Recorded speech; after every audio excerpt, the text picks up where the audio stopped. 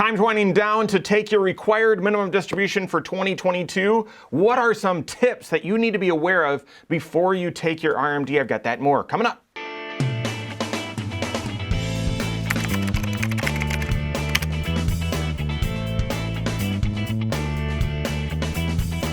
My name is Mike Bernard. I'm the host of the Wise Money Show. I'm also one of the certified financial planners right here at Korhorn Financial Group. Make sure you hit that subscribe button, turn on notifications, and smash that thumbs up button. All right, so whether it's for you or you're helping mom and dad, elderly parents, whatever, time's running out to take your required minimum distribution. And for 2022, and honestly, even if this is, you're watching this in 2023, these same tips really apply. And listen, required minimum distribution, this is where pre-tax dollars, for the most part, although one of the tips I'll explain, where you've contributed pre-tax dollars into a retirement account, a tax-sheltered account, 401k, IRA, that sort of thing. And the IRS is saying, listen, you're old enough, you better start showing some of this money on your tax return. We want to tax this money. You avoided tax on this money for so long and all the interest and everything else. We're going to force you, even if you don't need the money, we're going to force you to draw a certain amount out, at least a minimum amount out, so that we can, it can land on your tax return and we can see if it becomes taxable. Doing so sometimes invites more of your Social Security to be taxable, so you got to be aware of how this all fits in. But this required minimum distribution, as long as you take out this amount or more, then you're fine. So if you're already withdrawing from your IRA, your pre-tax accounts, and you're withdrawing well above this minimum calculation, then you're fine. But if you're not withdrawing anything, or you're only drawing a little bit out, and this required minimum calculation suggests, nope, you need to withdraw at least this much, then you need to take a little bit more out yet before the end of the year to make sure that you still fulfill that you withdraw at least that minimum amount. If you don't, or you fail to, it's a big tax penalty, 50%. 50% is the tax penalty, and you still have to report the money as income. So it's definitely one that you want to stay on top of. So as the year's winding down, you got about a week left. What are some tips that you need to be aware of to draw your required minimum distribution for this year? Number one, yes, this money needs to be withdrawn by 12/31. Okay, so some tax rules, you've got until April 15 or your tax filing deadline, whatever. Nope. This one, first obvious tip, is you've got to take this money out by 12/31. So that's number one. Number two, the required minimum distribution tables changed for 2022. And it's not like they changed, late 2021, so everyone was aware. No, they actually changed. It was sort of publicized. I think in February is when I saw it. And so if you had already jumped on your required minimum distribution, then you're not watching this video, but you may have taken out a little bit more. Basically, they updated the uniform lifetime tables, and that means lifetime expectancy tables, and that means that, well, people are living a little bit longer, and therefore the required minimum distribution, that factor, that calculation, is a little bit more favorable. You don't have to take as much out. So know that the tables changed, and so if you're doing your own calculation or you're relying on last year's calculation, don't do that, by the way.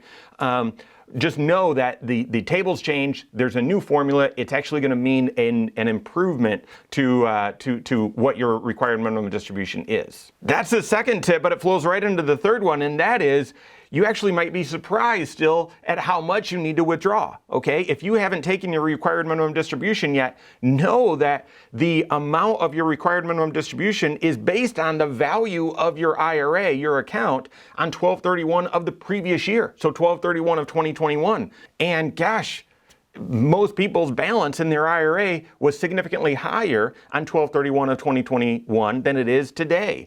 And therefore, when you do that calculation, yes, the uniform life expectancy tables, that has improved the calculation, but you're using a value for your account that's likely higher than what it is today, and that suggests, more will need to be taken out. So be aware of that and know that next year's required minimum distribution, the one for 2023, will be based on the value of your account on 12/31 of 2022. So that's where you should see that your required minimum distribution goes down a little bit. Next tip, if you have multiple IRAs, you can aggregate all of those IRAs together and withdraw your required minimum amount from just one of them or just two of them or a little bit from all. It's completely up to you, but you can aggregate all IRAs together. You can't just look at one IRA, calculate the required distribution and do that. No, you've got to look at all of your IRAs, calculate the total required minimum distribution, and should you choose to, you can withdraw that total required minimum distribution for all of your IRAs from just one or just two. You don't have to take it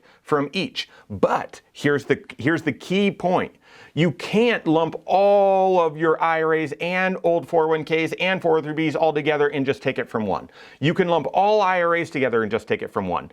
If you have multiple 401ks, old 401ks, you can lump those together and take it from one. 403bs, you've got to only take one at a time. Okay, so you can't lump your 403bs all together. You've got to take them one at a time.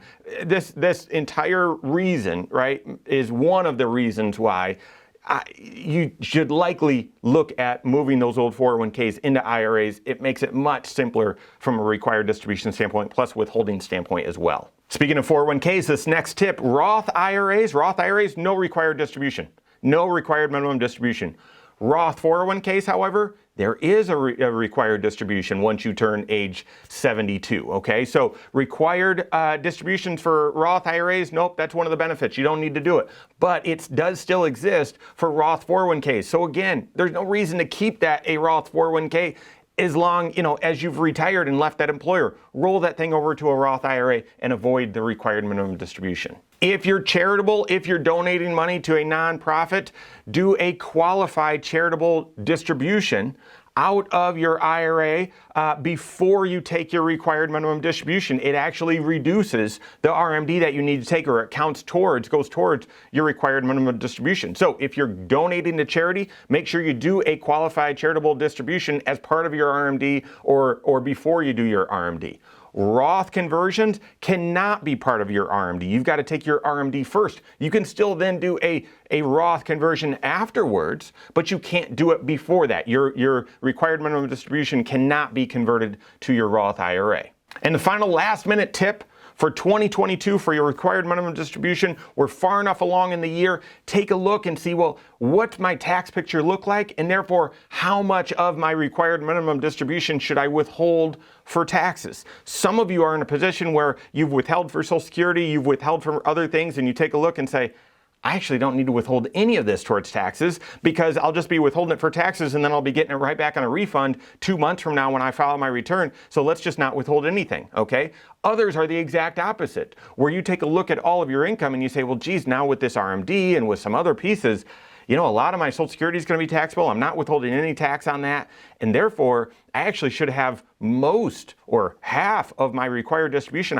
I should withhold that for taxes to make sure I don't have a penalty or make sure I don't owe a lot come tax time. So you've got to take a look. It's not just as simple as, well, I'm going to, what tax bracket am I in? I'm in the 22% tax bracket, so I'll withhold 22% on my RMD. You have the ability to withhold a lot more. You have the ability to withhold less or zero. So taking a look and say, well, what's my tax picture look like? And let's make sure that you withhold the right amount for taxes from your required distribution. This is normally where your certified financial planner is really going to help a lot, right? They're going to take a look and do that proactive tax planning to make sure you avoid surprises. Oh, hey, you're going to owe a lot on taxes. Let's withhold a lot from your RMD. Or big surprise, and it's a good surprise, you've paid a lot in, let's not withhold anything on your RMD, and everything in between, okay? So they're gonna do that tax planning proactively and help you with how much you should withhold. All right, there's even more tips and strange kind of workings of how the RMD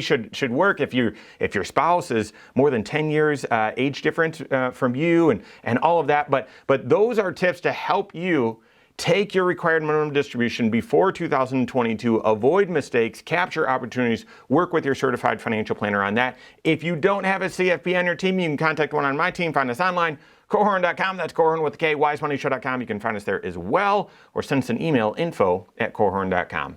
All right, there you have it. Go out and take your next wise step in your financial life.